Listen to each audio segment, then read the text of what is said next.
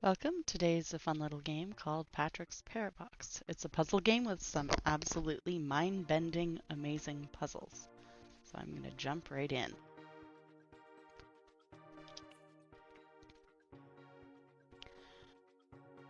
So I've played through before. Very straightforward. Movement's easy enough. You've got arrows and WASD. You're this little pink square with eyes, and we're going to jump into the first level, moving down into it. So the game is super intuitive in terms of very clear tutorials. You've got your movement, you can push, and you can see that you want to match things up, you with the eyes and the box, the square. Luckily enough, we can push two boxes at the same time. Different ways to do it. I obviously did this the long way, going up against the wall, and finish the level there. So Z for undo, X redo, R for reset puzzle, escape for menu. You can undo a reset, which is super cool.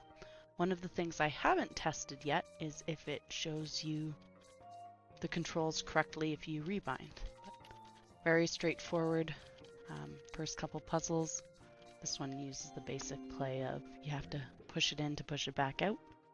A nice movement between the levels. So we can move on, or we can continue in this first world.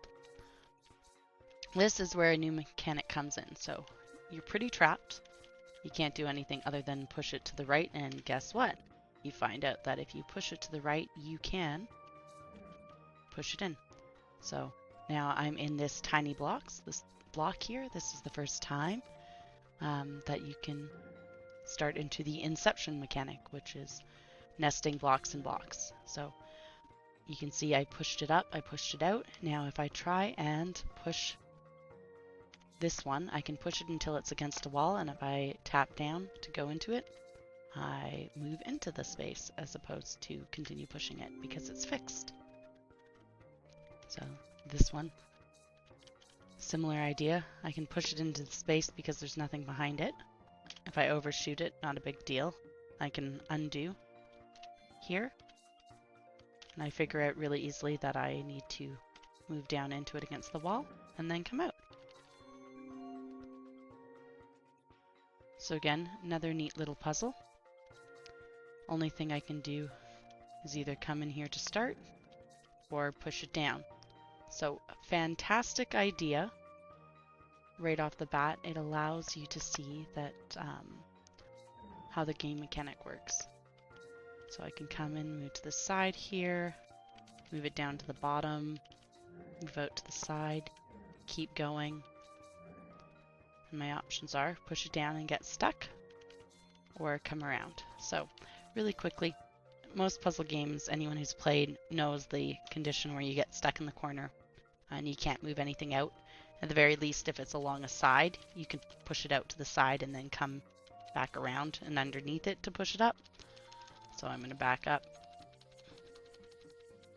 to the point where I pushed it down, come back around, move up here, push it down and up,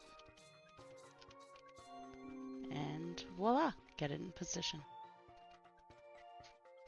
This next level brings back the mechanic of pushing another block into it. So right off the bat, we've got limited options. I can come in here, or I can push over.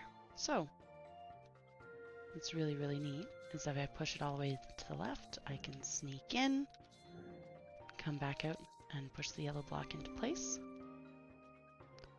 So this is where this next little bit is more indicative of how the rest of the game is going to go. So you can see that the goal square is actually inside the blue square. So if I push a little block in, I can come around, get it into position, and get back out. This one's fun.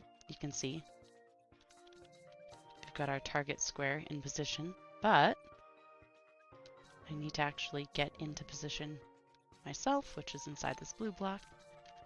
So I'm going to come out and push the yellow block back out and hop into my square. And that is an intro of the first 9 levels, Patrick's Parabox.